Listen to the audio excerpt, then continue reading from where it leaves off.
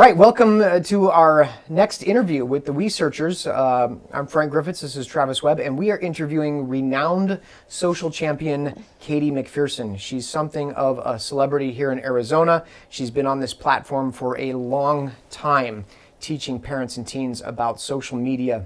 As a parent, I can do that second piece. I can get that exposure piece, let my kids try different things or encourage different things. I might even pay for them to get in a club here or a team there or whatever.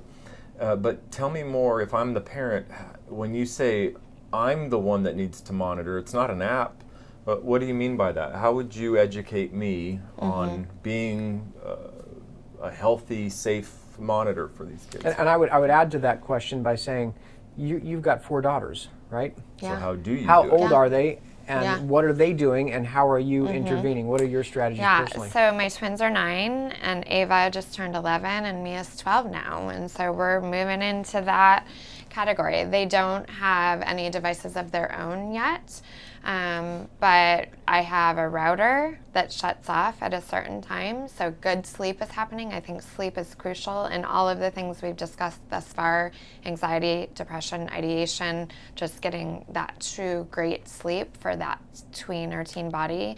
Also, Frank talks about the central charging station, really removing devices at a certain time so that there's some downtime, there's some mindfulness, there's some true rest that can be given.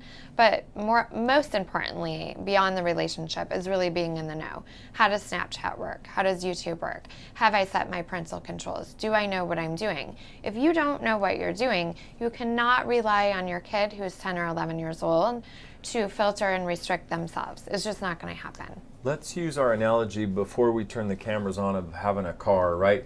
If I'm a parent who's never driven a car and I hand you car keys to a Ferrari, what should I expect? I mean, this is going to be an absolute disaster. Yeah. So you're saying the real ownership, it's not about getting your kids necessarily to really make all these great decisions. We do expect good decisions, but we have a brain that's still developing. We expect mistakes too. As an adult, we expect mistakes. Yeah. As an adult, it's on me to know about Instagram, to know about how these different social media apps work, and be able to talk the language that the kids are talking.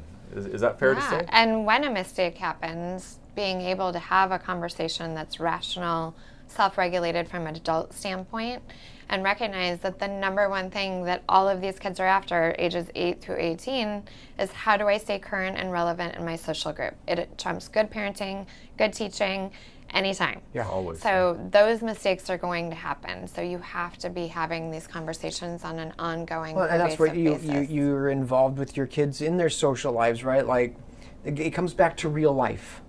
And I think that's where we have an advantage over this current generation. Now, they've got lots of advantages over us, including their mastery of technology, but we still place a lot of value in face-to-face, eye-to-eye contact.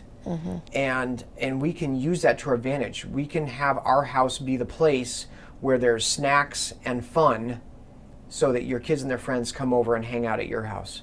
Yeah. Right? And we try to do that as parents because we want to get to know these kids that they're playing on Xbox Live with, right? If you're going to be, blowing people up and shooting everything, which is maybe that's a different discussion altogether, but if you're going to be engaging in these maybe it's Minecraft, something more innocuous.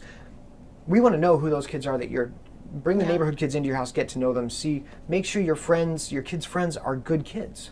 Yeah. Not perfect, but good. Once again, the ownership is on the parent to get to know the friends, rather than saying to the kid, well, who's your friend? And are you guys getting along? Or what's he like? Or whatever.